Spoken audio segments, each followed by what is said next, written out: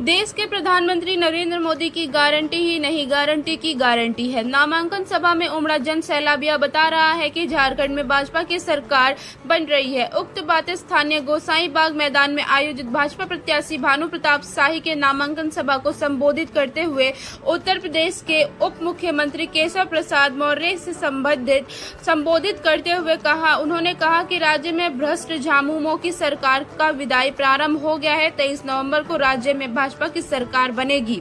उन्होंने कहा कि भाजपा का विजय जुलूस लोकसभा चुनाव के बाद ही प्रारंभ होगा, जिसका परिणाम हरियाणा का चुनाव में हरियाणा की जनता ने भाजपा को बहुमत की सरकार बना। उन्होंने कहा कि झारखंड के साथ महाराष्ट्र में भी भाजपा की सरकार बनने जा रही है। उन्होंने कहा कि देश के प्रधानमंत्री नरेंद्र मोदी ने जो वादा किया है वह पूरा हुआ। भाजपा ने जम्मू कश्मीर से 370 हटाया, अयोध्या में रामलला का मंदिर बनवाया सहित सभी कार्य पूरे किए।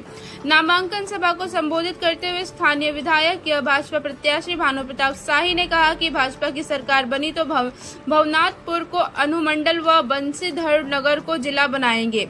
भाजपा सरकार बनते ही बांग्लादेश घुसपैठियों को भगाया जाएगा। उन्होंने कहा कि लोगों को एक स्वच्छ और मजबूत सरकार देने का काम कीजिए। उन्होंने कहा कि इस जीत श्रेय यशस्वी प्रधानमंत्री नरेंद्र मोदी को समर्पित करेंगे। उन्होंने यह कमल भवनाथपुर ही नहीं पूरे राज्य में खिलेगा और राज्य के शीर्ष सत्ता पर आसन होगा। वर्तमान हेमंत सोरेन के 5 वर्षों के कार्यकाल में जनता अब उब चुकी है। इसका हिसाब किताब 13 नवंबर करने जा रहा है। उन्होंने कहा कि हेमंत सोरेन के कार्यकाल में भ्रष्टाचार, कमीशन खोरी, लूट खसोट, बलात्कार, प्रपंच का जनता मुंह तोड़ जवाब देने के लिए तैयार है। उन्होंने कहा कि हेमंत सोरेन के कार्यकाल में ट्रांसफर पोस्टिंग को व्यवसाय और उद्योग बनाना, राज्य के पढ़े लिखे युवाओं का नौकरी छीन लेना, इन सब से जनता परेशान हो गई है। उन्होंने कहा कि चाहे जितने लोग एक हो जाएं, भवनाथपुर विधानसभा क्षेत्र में खिलेगा कमल ही। झारखंड में, सर 9 यूपी में, हरियाणा में खिल चुका है। आने वाली यूपी में 9 सीटों पर चुनाव चल रहा है सर, और 9 पर अखिलेश यादव चुनाव लड़ा रहे हैं सर। और कांग्रेस को क्या दरकिनार कर रहे हैं क्या सर? सीटों पर यूपी में चुनाव चल रहा है, उपचुनाव सर। हाँ। इसमें अखिलेश यादव सभी सीटों पर लड़ा रहे हैं। क्या अखिलेश यादव कांग्रेस दरकिनार कर? चाहे कांग्रेस के साथ मिल करके लड़े, झूठ की दीवार ढह चुकी है, जनता सच्चाई जान चुकी है।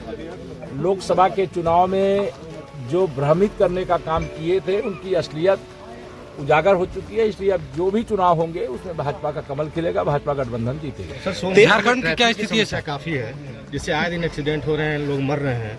अब एक परिवार के 6 बच्चे। इसके समाधान के लिए पूरे प्रदेश में जहां भी समस्याएं हैं, विशेष सरकार कार्य योजना तैयार कर रही है और दुर्घटनाएं कम से कम हो, लोग वाहनों को सावधानी से चलावें और जो ट्रैफिक व्यवस्था है उसे सुचारू रूप से संचालित किया जाए। दुद्धि को जिला बनाव को लेकर 20 सालों से यहाँ पे प्रदर्शन किया जा रहा है, मांग किया जा रहा है, क्या स्थिति है सर? अभी इस पे कोई विचार विमर्श नहीं है, लेकिन जब कभी कोई समय आएगा तो भाजपा ही जब जरूरत पड़ती है राज्य भी बनाती है, जिले भी बनाती है। तेज प्रताप यादव कह रहे हैं कि मुस्लिमों पर कोई अंगुली उठाएगा तो हम ईंट से ईंट बता देंगे, इस पर क्या कहना है? वो तो है ही है उनके तुष्टीकरण करने वाले दल, लेकिन किसी मुसलमान या किसी हिंदू या किसी भी धर्म समुदाय वाले हैं, उस पर उंगली उठाने का कोई विषय नहीं है।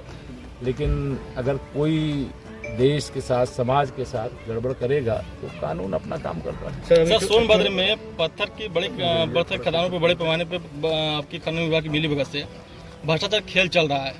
मौके पे देखा जाए सर तो कोई न के बराबर खनन हो रही है और आपके भ्रष्टाचार होगा, कोई शिकायत आएगी, जांच करेंगे जो दोषी। सर, अभी चुनावी जनसभा को आप संबोधित करके आ रहे हैं, क्या रहेगा झारखंड? मैं तो स्पष्ट देख के आ रहा हूँ कि वो चुनावी जनसभा कहें कि नामांकन की जनसभा कहें कि जनता के द्वारा जो उमड़ा जन सैलाब था, उससे जो हाँ हमारे प्रत्याशी हैं भानु प्रताप शाही जी, उनके लिए विजय का प्रमाण पत्र है। उपचुनाव में राहुल गांधी का कोई असर नहीं दिखाई दे रहा है, कोई एक भी सीट पर चुनाव नहीं। राहुल गांधी का असर कांग्रेस पे नहीं दिखाई दे रहा है। ठीक है, थैंक यू।